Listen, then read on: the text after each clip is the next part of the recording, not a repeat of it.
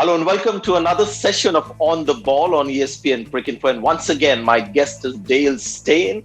And of course, we're talking about his career now, because in the last session, if you remember, we had covered his journey as a kid and when he broke into the South African team. So Dale, once again, thank you very much for joining us. Pleasure. Right, 2004, it happens. You made your debut against England. You got a couple of wickets, I think 2 or 3 times. But a batting lineup that was pretty impressive, Dale, because you had Prescothick there, you had Graham Thorpe, you had Strauss, good batting lineup. So any great learnings from that particular series? You were in the company of some good bowlers as well. Yeah, I think what I quickly realized was that the level was just so much better. I could bowl 2 or 3 good balls in an over at first class cricket when I was playing for the Titans, and I might get a wicket. Whereas there, 2 or 3 or 4 good balls, and those guys handle it so much with so much more ease. I just realized that the step up needed to be a lot better, and I needed to be on the ball closer to 80 to 90% of the time. And that's why great players like Sean Pollock, Mackaya, Glenn McGrath, because their consistency in landing the ball in the right place more often than not is what created a wicket. Whereas when I played first class cricket, it was all about pace. I just ran in and I could bowl 2 or 3 good balls, and I could get a wicket. But so my learning was that I just wasn't up to that level just yet. And it's the reason why I got dropped after that series and I didn't get picked to go to the West Indies on the next tour. So I had to go back home. I had to go back to first class cricket, go back to the drawing board and really just put some more time into my game. But I had a taste of international cricket and it was something that I wanted and I enjoyed, and I was looking forward to playing again. Yeah, one of your principles growing up, we came to know in the last chat, was you always look to attack the stumps, leg befores and clean bowls. Is that something that you had to revisit when you played against England, where you felt maybe, against these guys, I might have to bowl a different line length, but that wasn't such an issue? Yeah, I think playing against England was the first time that I'd ever sat down in a dressing room where we had discussed the opposition at length, and at depth. There was video monitors on all the players. I could have access to their last 10 innings, which later on in my career really started to help me a lot more, to notice not the overall batting, but like maybe sometimes a player develops a small trend in his game, and you'll notice it in his last 5 innings or so on. But it was the first time that I'd come into an organization where things were extremely professional. I'd been with the Titans where it was professional. I was going to gym twice a week, and we had routine training, but we never spoke about like the opposition at depth the way that I did against England. So then I quickly realized that I couldn't just run in and just bowl fast. I had to run in with a plan. And that was something that I also had to then learn, and so that whole series was just a big learning curve for me. It wasn't just about, you can run in and you can bowl as fast as you want and bowl wherever you want and you'll get a wicket. You needed to bowl to a specific plan. And if you just ran and you bowled on the legs, you could find yourself bowling 5 overs, naught for 30, just getting flicked down a deep square. Instead of nicking a guy off or bowling to a specific plan.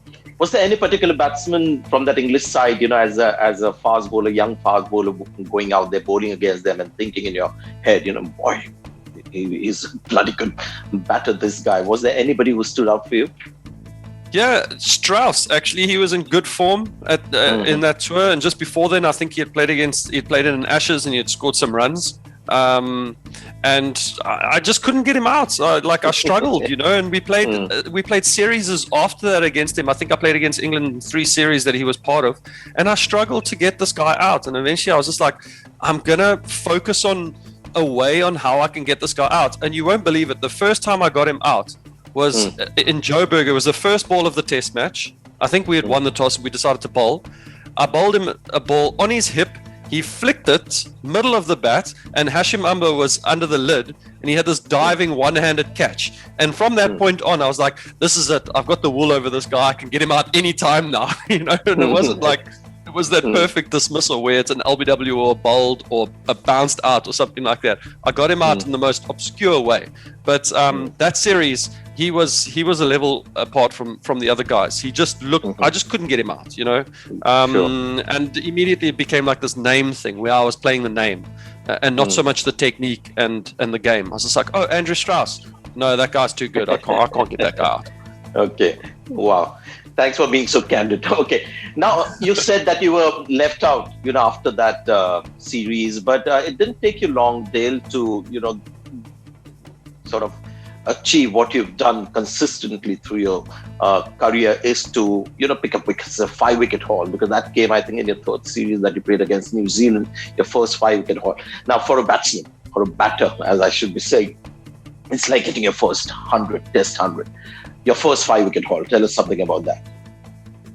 Yeah, that was at I think it was at Supersport Park, so my home ground. I think, yeah, Centurion. Centurion. Yeah. Makaya may have taken 5 in the innings too, and the two of us had wrapped it up. Between the two of us, we'd both taken 5.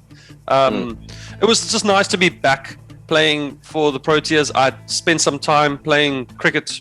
I think I'd gone to Essex. I played a little bit of county cricket. I started to learn a little bit more about myself, about the professional game.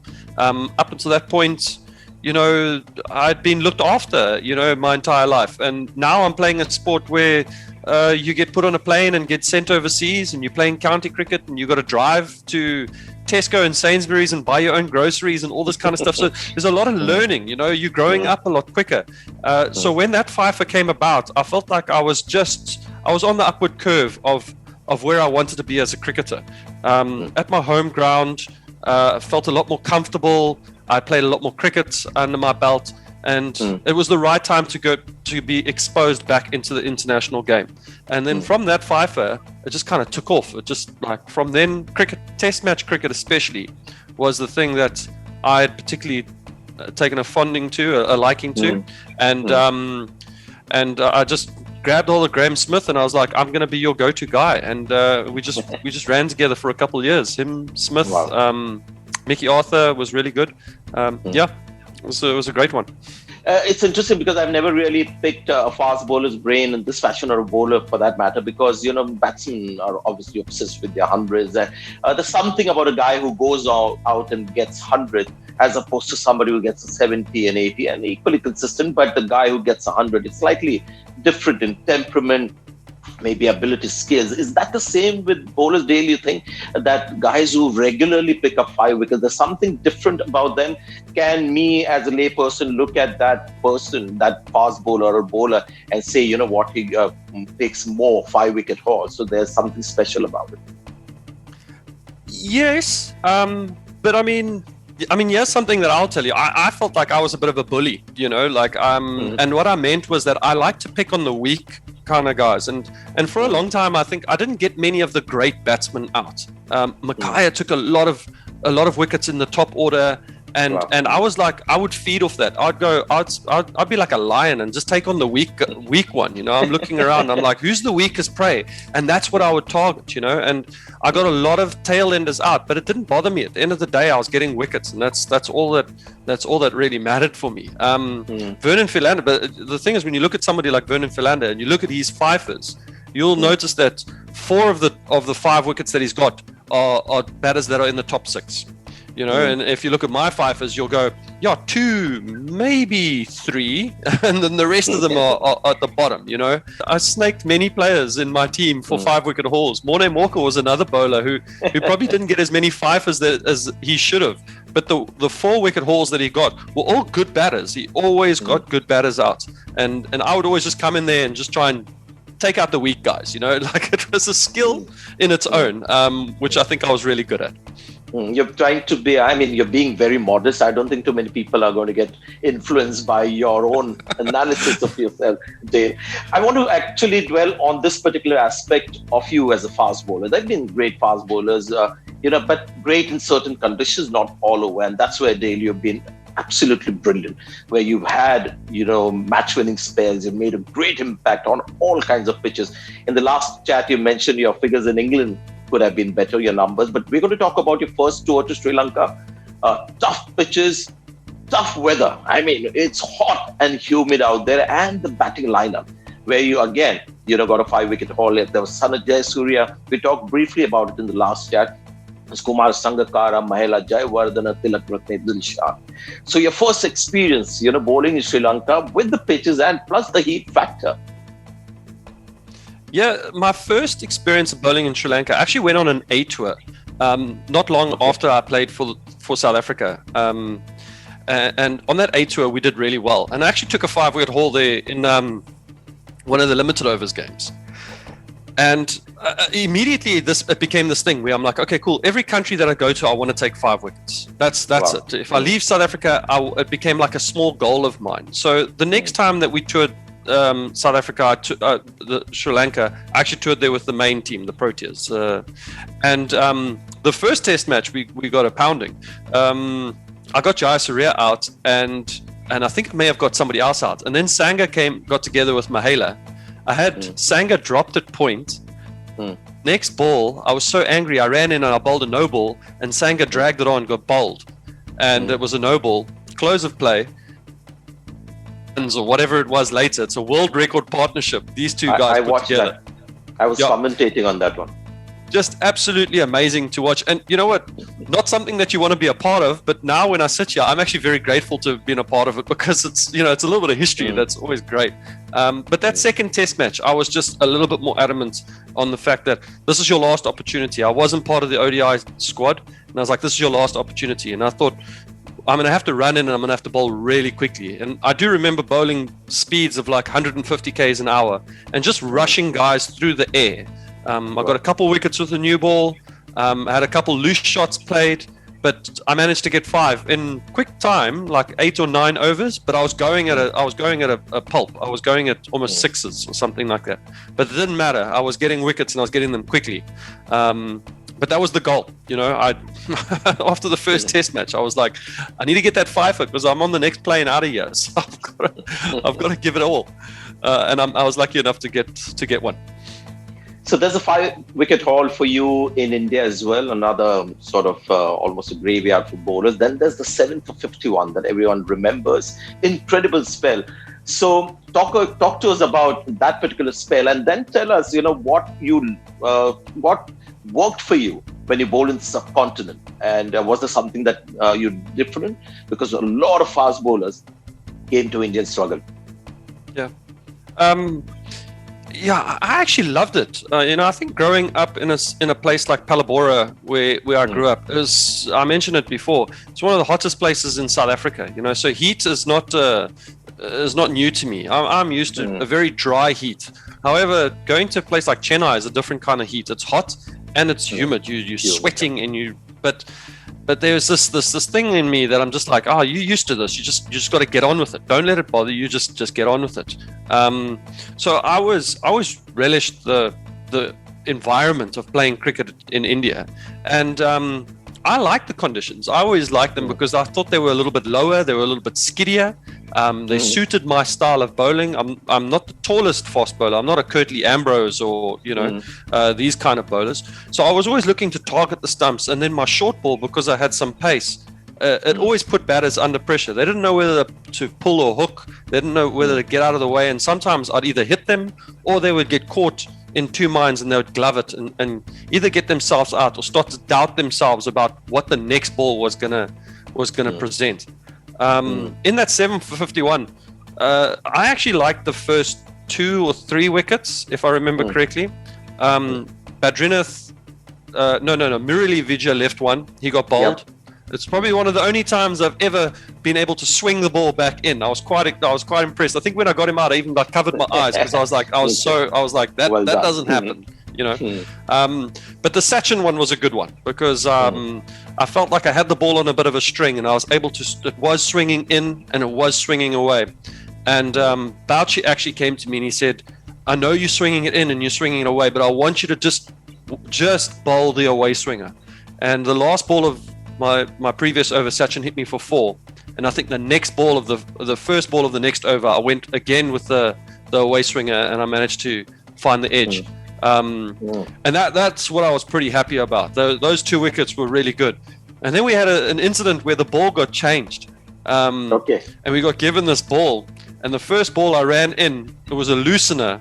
It dripped in. Badrineth, I think, was batting, or somebody was batting, and he flicked it straight to Ashwell Prince. And I said to Graham, we had this catch out of nowhere at mid-wicket, and I was like, I think the ball's reversing. And then after that, it just, everything was just reversing, and it was through a ball change, you know. So sometimes these things happen. Had the ball not been changed, we might not have that might not have ever happened. So yeah, thank you to the umpires who brought that specific ball onto. Yeah, and thank you to those guys who made that ball old at that particular over stage the way they did it. So thank you to those guys as well. So Dale, so your subcontinent success, you're now, consistently running through sides. What's interesting is that 2004 you played for South Africa. It took you 4 years to play against Australia, 2008. And again, brilliant batting lineup. You had Matthew Hayden there, Simon Carriage, Michael Hussey.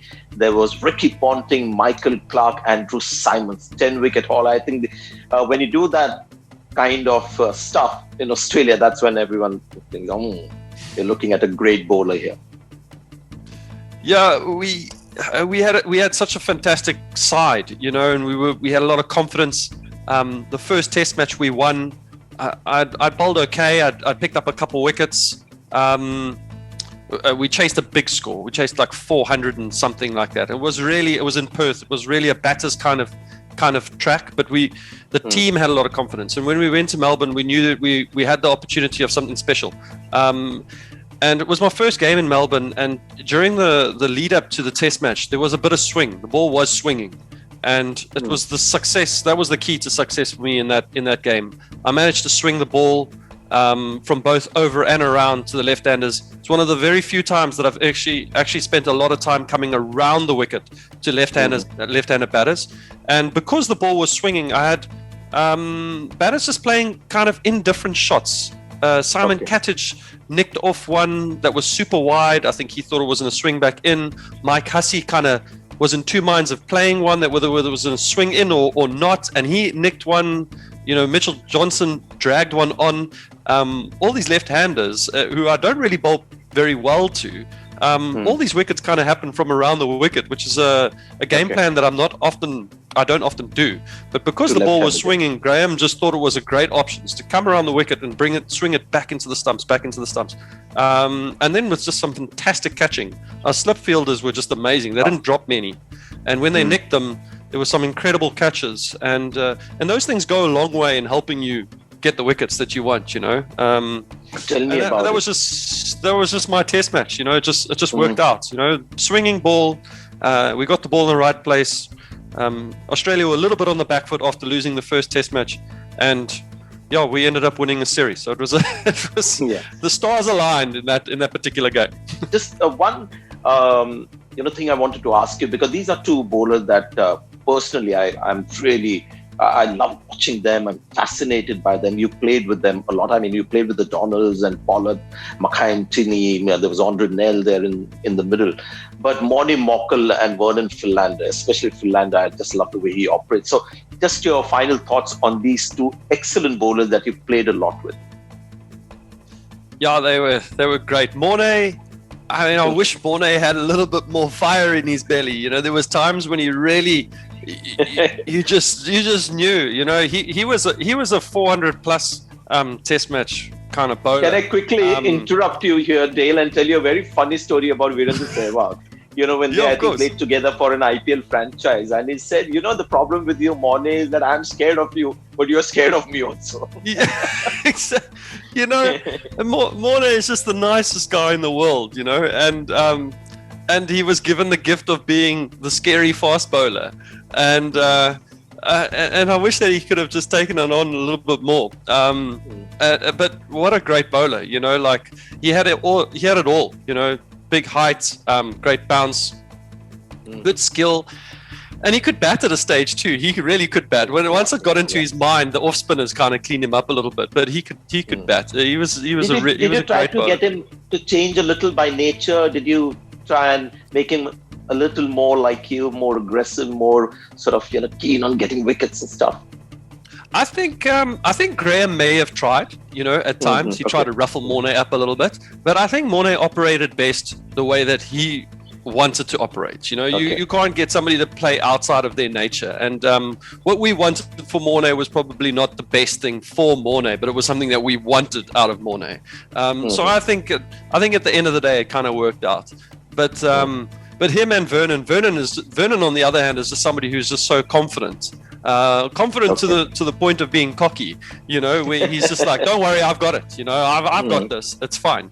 And a master with the ball when it comes to seaming the ball in seaming conditions, just fantastic. Just a great cricketer. And when we played, he loved bowling in Cape Town, and still does actually. But I remember him making his debut in Cape Town, and I loved bowling from the one end, not the quarter the Weinberg end. I love bowling from the Weinberg end. But now Vernon makes his debut and he's like, listen, can I bowl from the Weinberg end? Because I like bowling from the side. So I'm like, that's brave. All right, that's fine. I know. And I was like, all right, that's fine. It's your debut. You can bowl from this end. And he ends up getting like 9 wickets against Australia. We bowled Australia out for 40. And that was it. I knew from that point on, going to every test match, I was never going to open the bowling from the Weinberg end again if I was bowling. You lost that end forever. It was gone. Right. Well, final question for sure is, Dale, again, looking back at your career, I mean, even for great champions, there are these patches when, things don't happen the way you want it. And there's certain expectation that you have from yourself, the kind of returns that you're used to. Now, you in your prime never had a lean pad. There could have been the odd test match here and there, but generally there wasn't that so-called, famous bad patch of Dale Steyn while he was in his prime. But you had to encounter some difficulties with wicket taking and other things, especially because of injuries now that seem to sort of haunt you. Quickly tell us about, that phase, your state of mind and how you sort of handled it. And of course, always when I'm asking these questions, it's a kind of a reference point for young, aspiring cricketers as well, to how to handle these kind of challenges.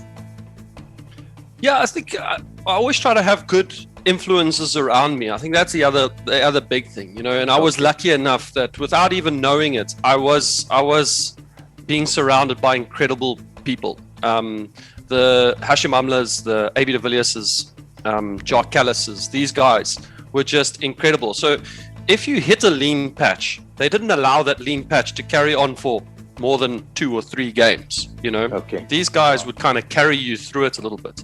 And I think that's my only advice. If there's young kids that are ever going through a bit of a patch, just go and rub shoulders with the guys that are really good. And you'll be forced to improve. You'll find your own performances just getting better. So, so I guess the reason why I never really struggled was just because there were so many great players in my team that struggling was never an option. You just had to get better all the time. And it's something that continues in South African cricket, and especially South African fast bowling, because you'll see Rabada come in, and you see Nortje coming in now, and you see Ngidi coming in, and they just slip straight into gear. As one guy falls away, Morkel falls away, Steyn falls away, the next guys just kind of slip straight in. And that's the environment that's been created there. So, I was just lucky that whether it be through injury or lack of wickets, I was just always surrounded by people that were really good.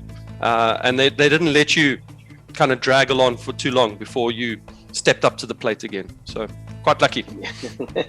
Yeah, you've given a lot of credit to people, who are around you and raised you to the levels that you reach, Dale. But I think all of us have seen you, out there, and it's difficult for you to convince us that even if these people weren't around, you would have still been a champion cricketer. You had those kind of skills and the hunger and just the sheer athleticism that has, blessed you. So well done, Dale Steyn, for a wonderful career, another champion. And, this is the thing about the game, that we remember individuals perhaps are much longer than matches and, all the other aspects of the game. So thank you very much for another wonderful chat on the ball with ESPN Cricinfo. Thank you, Dale. Thank you.